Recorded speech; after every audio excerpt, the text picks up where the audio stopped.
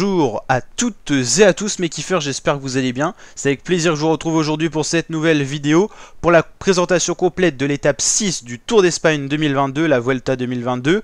Première grosse étape de montagne qui le reliera la ville de Bilbao à la ville de Asensio, al Pico Geno San Miguel de Agallo, toujours court les noms en espagnol, 1000 mètres d'altitude pour ce col de première catégorie. On aura d'autres ascensions répertoriées dans la journée, le Puerto des Ezas plutôt en deuxième catégorie, assez loin de l'arrivée, puis l'ascension de la Colada de Brenes, première catégorie, avec un sprint bonus avec 3, 2 et 1 seconde d'attribué pour le classement général au temps, et donc l'ascension finale en première catégorie.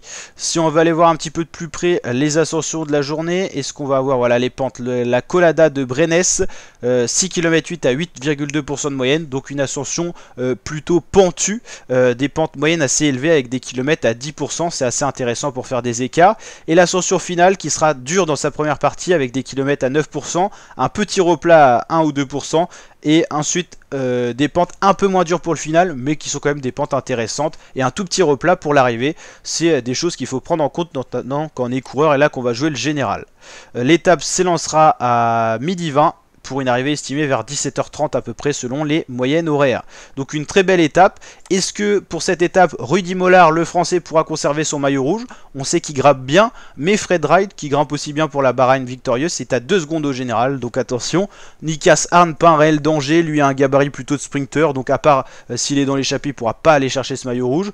Craddock, il grimpe bien, et puis au niveau des favoris, Roglic est à 4 minutes, donc il y a une petite marge pour Mollard, mais le plus gros souci sera peut-être Fred Wright, et puis si ça explose complètement, pourquoi pas déjà Roglic reprendre le maillot rouge. Donc voilà, c'est une étape très ouverte, l'étape 6. Je pense qu'on aura une belle bagarre au niveau du général. Cette fois-ci, ça sera pas comme l'étape 5, on va pas laisser filer les échappés vers la victoire, je pense pas. On aura une belle bagarre entre favoris, et donc ça va rouler un peu pour toutes les formations. Astana, je pense qu'ils vont rouler pour Miguel Angel Lopez.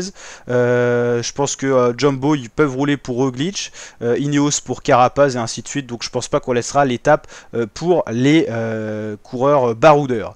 En tout cas, n'hésitez pas à liker cette vidéo si elle vous a plu pour cette présentation complète d'étapes. N'hésitez pas à vous abonner pour suivre en intégralité le Tour d'Espagne sur la chaîne, les présentations d'étapes avant chacune des étapes, mais également les résumés vidéo après chacune des étapes, plus plein de vidéos en plus pour ne rien louper et suivre en intégralité intégral Tour d'Espagne sur la chaîne YouTube. Donc n'hésitez pas à nous rejoindre en vous abonnant. Je vous rappelle que chaque année, on fait le triplé Giro, Tour de France, Vuelta. On suit les 3 grands tours. Allez, ciao ciao et à très bientôt pour de nouvelles vidéos, ma team.